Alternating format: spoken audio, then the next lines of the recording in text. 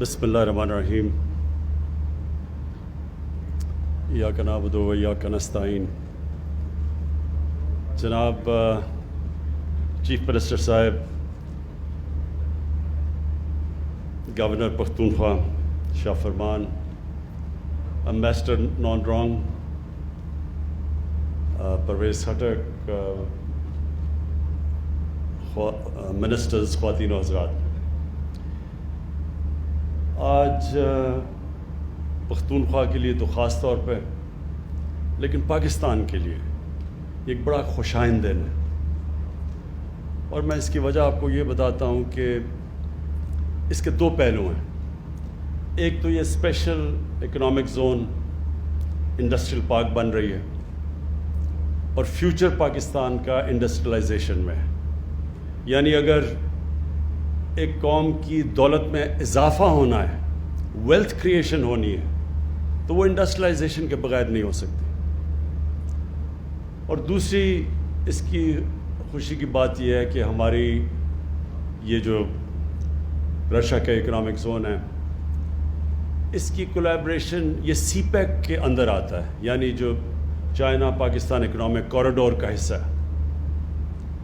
یہ بھی بڑی خوشائن چیز پاکستان کے لیے اس لیے ہے کہ آج اگر دنیا میں جو سب سے تیزی سے ملک ترقی کر رہا ہے وہ چائنا ہے، اور اس کی جو ترقی ہے اس سے ہم سب سے زیادہ سیکھ سکتے ہیں.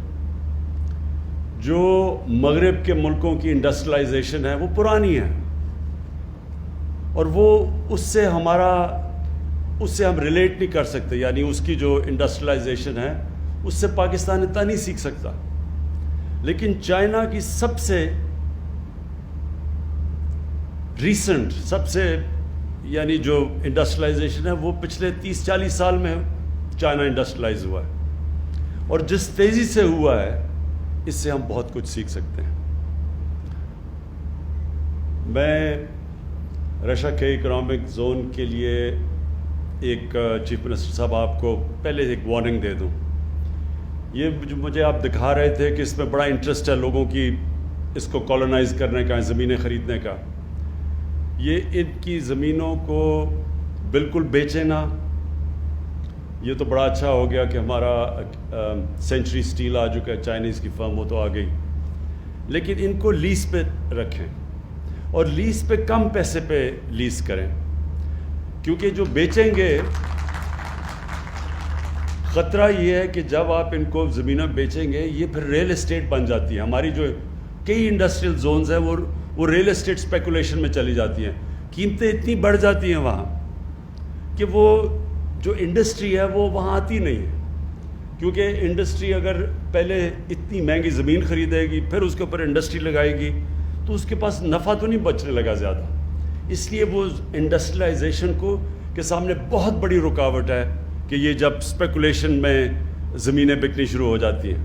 لہٰذا ان کو لیز پہ دیں، کیونکہ میں یہ چاہتا ہوں کہ صحیح معنی میں جو لوگ انڈسٹری لگانا چاہتے ہیں وہ یہاں آئیں، بجائے اس کے کہ لوگ پراپرٹی کا وہ جو سارا پاکستان میں اسپیکولیشن میں کام شروع ہو جاتا ہے، یعنی پراپرٹی کی قیمتیں بڑھتی جاتی ہیں صرف اسپیکولیشن پہ. دوسری چیز جو پاکستان کو سب سے زیادہ ضرورت ہے، ایکسپورٹ کے لیے انڈسٹری لگے.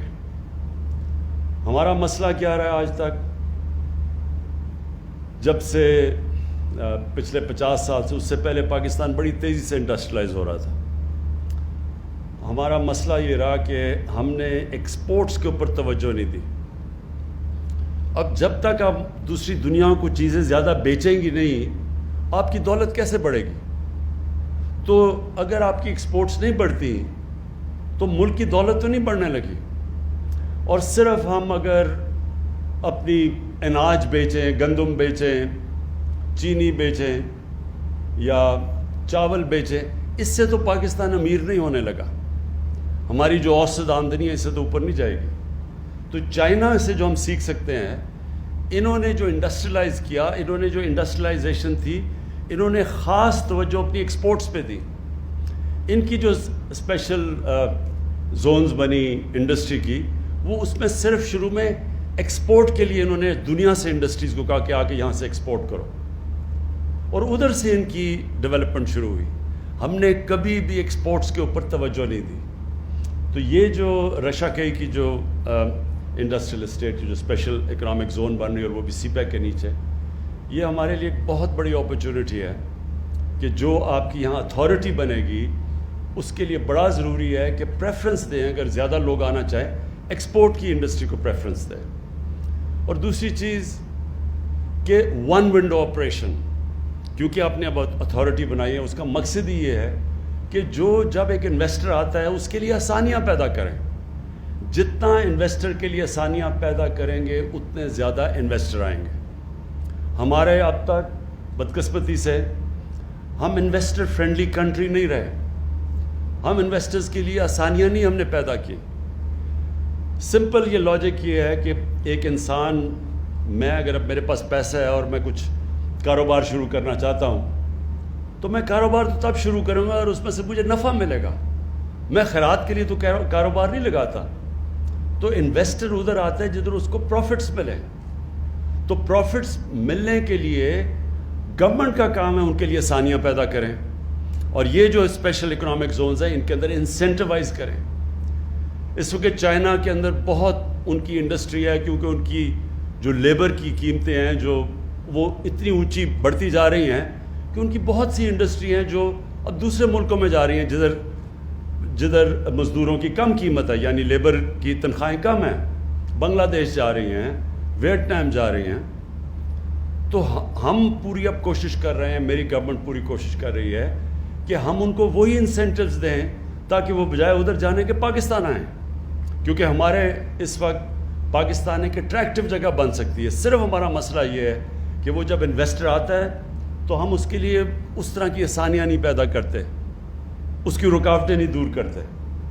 تو وہ بھی ہماری پوری اب بورڈ آف انویسٹمنٹ کے ساتھ ہم بیٹھ کے، اور میں خود پرائم منسٹر آفس خود، اب ہماری پوری کوشش یہ ہے کہ جو ایک تو انسینٹیوائز کریں تاکہ ہم اٹریکٹ کریں باہر سے بھی، اپنے لوگوں کو بھی، اپنے جو انڈسٹری لگانے والے ان کو بھی ہم اٹریکٹ کریں اور ان کو انسینٹیوائز کریں. کوئی ضرورت نہیں کہ پاکستانی جا کے اب دبئی میں بھی فیکٹریاں لگا دیتے ہیں، بنگلہ دیش بھی جا کے ملیشیا چلے جاتے ہیں. تو پاکستان میں کیوں نہیں انویسٹ کرتے؟ اور اس کی بہت بڑی وجہ یہ ہے کہ ہماری ذہنیت ابھی تک یہ نہیں رہی کہ ہم انویسٹر کو اٹریکٹ کریں، اور اس کو اتنے ہم چکر دیتے ہیں، وہ کبھی اس آفس میں، کبھی فلانے آفس میں، کبھی کوئی رکاوٹ آ جاتی ہے اور وہ پھر اینڈ میں چھوڑ کے چلے جاتے ہیں. تو میری پوری کوشش یہ ہے کہ میری گورنمنٹ کی اب سوچ ایسی ہو کہ سب سے زیادہ بڑا وی آئی پی وہ ہے اس ملک میں جو نوکریاں پیدا کرتا ہے، جو ملک کی ایکسپورٹس بڑھاتا ہے، جو انڈسٹری سیٹ اپ کرتا ہے. اس کے لیے ہم اس کے لیے آسانیاں پیدا کریں. اور آپ دیکھیں گے کہ جتنا اللہ نے ہمارے ملک میں نعمتیں بخشی ہیں، جو پوٹینشیل ہے، یہ لوگوں کو اندازہ نہیں ہے اب اس وقت. اب یہ دیکھیں کہ ہمارے جو حالات تھے آج سے 2.5 سال پہلے، پاکستان بینکرپٹ تھا. ہمارے پاس فورن ایکسچینج ریزروز میں اتنا پیسہ نہیں تھا کہ جو ہم نے قرضوں کی قسطیں دینی تھیں، جو ہم نے باہر کی لائبلٹیز تھیں، پیمنٹس کے لیے ہمارے پاس پیسہ نہیں تھا. اور بڑی مشکلوں سے ہم نے وہ وقت گزارا. ہمارے دوست ملک جس میں سب سے پہلے چائنا، پھر سعودی عربیہ، پھر یو اے ای، یہ اگر ہمیں اس وقت فنڈ نہ کرتے تو پاکستان تو بینکرپٹ ہو گیا تھا. ہم ڈیفالٹ کر گئے تھے اپنے جو لائبلٹیز تھی. اور ڈیفالٹ کا مطلب یہ، تاکہ لوگوں کو سمجھ آ جائے، ڈیفالٹ کا مطلب یہ ہوتا ہے کہ آپ کا جو کرنسی ہے وہ گر جاتی ہے، کیونکہ اب باہر سے انفلوز بند ہو جاتی ہیں، ڈالرز آنے کم ہو جاتے ہیں. اور جب روپیہ گرتا ہے تو جس طرح ہم نے دیکھا ساری چیزیں مہنگی ہو جاتی ہیں ملک میں. ساری امپورٹس، جو بھی بجلی، تیل، پٹرول، دالیں، گھی، یہ سب مہنگا ہو جاتا ہے. تو ملک میں غربت پیدا ہو جاتی ہے. تو اللہ کا بڑا کرم ہے کہ وہ بڑے مشکل وقت سے ہم نکلے. اس کے بعد ہم نے اپنی اکانومی کو سٹیبلائز کیا اور لوگوں کو بڑی دشواریوں کا سامنا کرنا پڑا. عوام کے لیے، گورنمنٹ کے لیے وہ آسان ٹائم نہیں تھا. میں سمجھتا ہوں کہ میری زندگی کا وہ سب سے مشکل ٹائم تھا، وہ جو ہم نے 1.5 سال گزارے. پھر جیسے ہی اس سے نکل رہے تھے کرونا آ گیا. اور کرونا کا آپ دنیا میں دیکھیں کہ جدھر کرونا نے دنیا میں تباہی مچائی ہے، ہمیں تو ہاتھ اٹھا کے اللہ سے شکر ادا کرنا چاہیے کہ ہمارے ملک کو جس طرح ہم نکلیں کرونا سے، شاید ہی دنیا میں 3-4 ملک ہیں کہ جو پہلے ہی مشکل حالات میں تھے، اس کے باوجود کرونا سے جس طرح وہ نکلے ہیں۔ اللہ نے کرم کیا، ہماری پالیسیز تھیں، NCOC کو میں خاص طور پہ وہ ہمارا تھنک ٹینک بیٹھا ہوا تھا، ہر روز جائزہ لیتا تھا، لیکن ہم نے سب سے بڑا فیصلہ یہ کیا کہ ہم نے بڑی جلدی فیصلہ کیا کہ ہم نے لاک ڈاؤن نہیں لگانا، کیونکہ لاک ڈاؤن سے غربت پیدا ہوتی ہے، غریب کچلا جاتا ہے۔ امیر ملکوں میں بھی غریب لاک ڈاؤن سے کچلے گئے ہیں، تو ہمارا ملک تو پہلی مشکل حالات میں تھا۔ اگر ہم جو ایک وقت پہ بہت بڑا پریشر ڈال رہے تھے کہ جی لاک ڈاؤن لگا دو، کہ FIR کاٹو گے عمران خان کی وجہ سے لوگ مر رہے ہیں، وہ اگر پریشر میں آ کے لاک ڈاؤن لگا دیتا تو ہمارا وہ حال ہونا تھا جو آج ہندوستان کا حال ہے، کہ نہ کرونا سے بچنا تھا، کیونکہ غریب لوگوں کو، آپ بھوکے لوگوں کو تو آپ لاک ڈاؤن نہیں کر سکتے۔ آپ آدمی کو کہیں گے جی ہم آپ کو اس لیے بند کیا ہوا ہے کیونکہ بیماری نہ لگ جائے، لیکن وہ بھوک سے مر رہا ہے، وہ کتنی دیر اندر کمرے میں اپنے 4-5 بچوں سے اور فیملی سے بند رہے گا؟ وہ ہو ہی نہیں سکتا۔ ہندوستان میں انہوں نے کوشش کی، وہ نہیں ہوئی، تو کیسز بھی بڑھتے گئے، غربت بھی بڑھتی گئی۔ تو ہم نے جب فیصلہ کیا، اپنے لوگوں کو غربت سے بھی بچایا، اکانومی ہم نے بڑی جلدی کھول دی، کنسٹرکشن بڑی جلدی کھول دی، ہم نے اپنے ایگریکلچر کو بالکل روکا نہیں، اور ساتھ ساتھ ہم نے وہ جو سلیکٹیو جس کو کہتے ہیں اسمارٹ لاک ڈاؤن، اس سے اپنے لوگوں کو بھی بچا لیا۔ اور آج اللہ کا کرم ہے کہ ہمارے سارے مخالف خود حیران پھر رہے ہیں کہ یہ ہوا کیا ہے کہ ایک دم تقریباً 4% گروتھ ریٹ پاکستان کی جو ابھی نظر آئی ہے، وہ سب کو، کیونکہ انہوں نے پہلے تو اتنی تنقید کی تھی کہ ملک تباہ ہو گیا، تو وہ سارے حیران بیٹھے ہیں، وہ کہتے ہیں جی جھوٹ بول رہے ہیں، یہ 4% گروتھ ریٹ ہی نہیں ہے۔ تو میں ان کو یہ کہتا ہوں کہ میں وہ کیپٹن تھا جو نیوٹرل امپائر لے کے آیا تھا، ہم دھاندلی سے جیتنے والے نہیں ہیں، ہم نیوٹرل امپائر سے جیتنے والے ہیں انشاءاللہ۔ یہ ایک بڑی خوشائن چیز ہے، ملک اب اس راستے پہ نکل گیا کہ آپ دیکھیں گے کہ ہماری انڈسٹری بھی بڑی تیزی، لارج سکیل مینوفیکچرنگ تیزی سے گرو کر رہی ہے۔ یہ سب سے بڑی انڈیکیٹر ہوتا ہے کہ ملک اب آگے، ملک کی دولت بڑھ رہی ہے۔ ہماری جو ایگریکلچر ہے اس کے اندر تاریخ بنی ہے، کیونکہ ہم نے کیا کیا کہ ہم نے جو سب سے بڑا فیصلہ کیا کہ جو ہمارے کسان تھے، ہم نے ان کو کہا کہ جو یہ شوگر ملز یہ 1 سال تک پیسے نہیں دیتی تھی جو کاشتکاروں کو، اور پھر یہ جو ان کو پرائس بھی ہوتا تھا، اگر 180 روپیہ پرائس فکس کیا گیا گنے کا، تو وہ 180 بھی نہیں دیتی تھی، وہ ایک ورڈ یوز کرتے ہیں کٹوتی ہوتی تھی بیچ میں سے، وہ 120 پہ ان کو کیش پہ فارغ کر دیتے تھے۔ ہماری گورنمنٹ نے ان کو کہا کہ آپ نے فوری طور پہ پیسہ بھی دینا ہے اور پوری قیمت دینی ہے۔ اس قیمت سے اور جلدی پیسے ملنے سے جو پیسہ گیا کسانوں کے پاس، انہوں نے اپنی زمینوں پہ لگایا۔ اس باری ریکارڈ پیداوار چاول کی، مکئی کی، گندم کی، گنے کی ریکارڈ پیداوار ہوئی ہے، تو ریکارڈ پیداوار اور پیسے بھی ریکارڈ ملے ہیں ان کو، اس کی وجہ سے خوشحالی آئی ہے۔ سارے دیہاتوں کے اندر ٹریکٹرز کی ریکارڈ سیل ہوئی ہے، موٹر سائیکلوں کی سیل ہوئی ہے، گاڑیوں کی سیلز ہوئی ہیں، فرٹیلائزر یعنی کھادوں کی سیل ریکارڈ ہوئی ہے۔ اس سے ہوا کیا ہے کہ سارے ملک کی اکانومی اٹھنی شروع ہو گئی ہے، اور ساتھ انڈسٹری بھی چل پڑی ہے۔ تو آگے میں اپنی قوم کو یہ بھی کہنا چاہتا ہوں کہ بڑا انشاءاللہ اچھا وقت آ رہا ہے۔ ہمارا ملک وہ جو بڑے مشکل وقت سے تھا، میں جو لوگوں کو کہتا رہتا تھوڑا صبر کرو، گھبرانا نہ، لوگ گھبرا جاتے تھے، کیونکہ زندگی کبھی اسٹریٹ لائن میں تو جاتی نہیں ہے، اونچ نیچ ہوتی ہے زندگی میں۔ تو جب نیچ آتی ہے زندگی میں تو انسان کو صبر کرنا چاہیے۔ قرآن میں اللہ نے کہا ہے کہ جو انسان کی سب سے اچھی صفت اللہ کو پسند ہے، مشکل وقت میں صبر کرنا، وہ کرتا ہے جس پہ اللہ کے ایمان ہوتا ہے۔ اور پھر قرآن کی آیت ہے کہ ہر مشکل کے بعد میں آسانی پیدا کرتا ہوں، لیکن یہ ایمان والے لوگوں کے لیے۔ اور اللہ کا کرم ہے کہ اب ہمارے لیے جو بہت مشکل وقت تھا وہ نکل گیا۔ جو میں اپنی قوم کو آگاہ کرنا چاہتا ہوں، جو اب خطرہ ہے ایک، وہ خطرہ یہ ہے کہ جیسے جیسے اب ہماری اکانومی بڑھتی جا رہی ہے، پریشر اب پڑے گا ہمارے کرنٹ اکاؤنٹ کے اوپر۔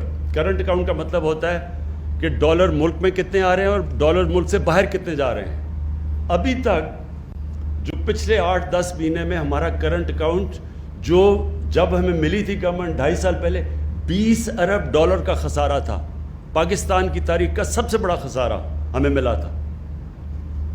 اب پچھلے 10 مہینے سے جو ہمارا کرنٹ اکاؤنٹ ہے وہ سرپلس پہ ہے.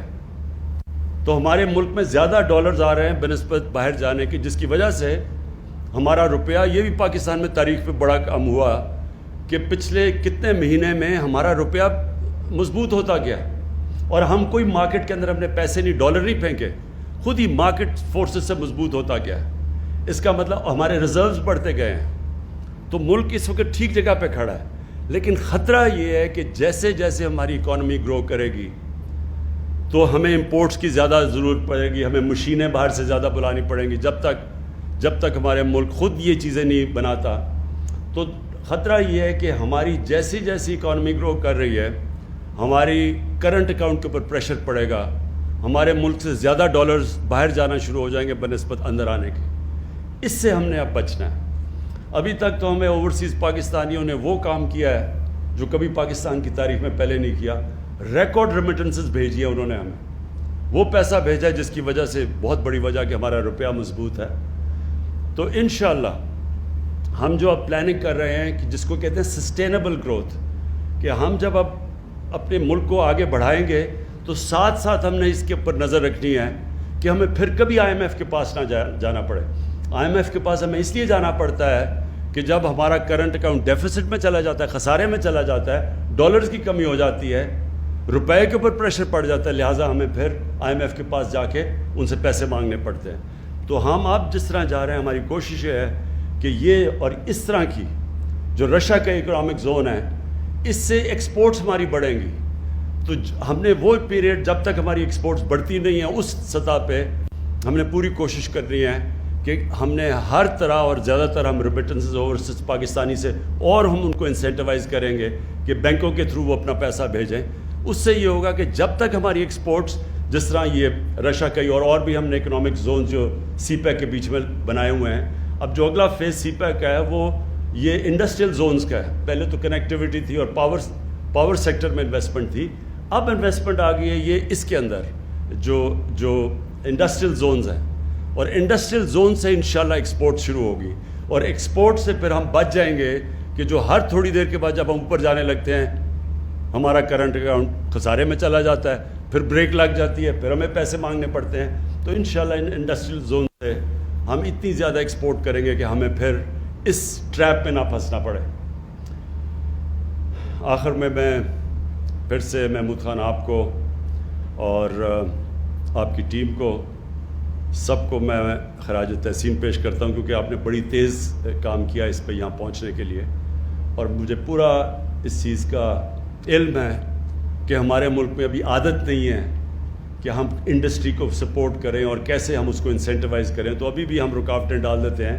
تو جو بھی آپ کو رکاوٹیں آئیں گی اس میں آپ نے پلیز مجھے آگاہ کرنا ہے, اور میں آپ کو یقین دلاتا ہوں کہ ہم اب پوری فیڈرل گورنمنٹ کا مقصد ہی یہ ہے کہ ہم اپنے ملک پہ انڈسٹری پروموٹ کریں. اور یہ جو بھی آپ کو مسئلے آئیں گے ہمارے سے اس میں رشیا کے میں جدھر بھی آپ پھنسیں گے آپ ہمیں بتائیں گے, اور انشاءاللہ آپ کی ساری ہم رکاوٹیں دور کریں گے. بہت بہت شکریہ.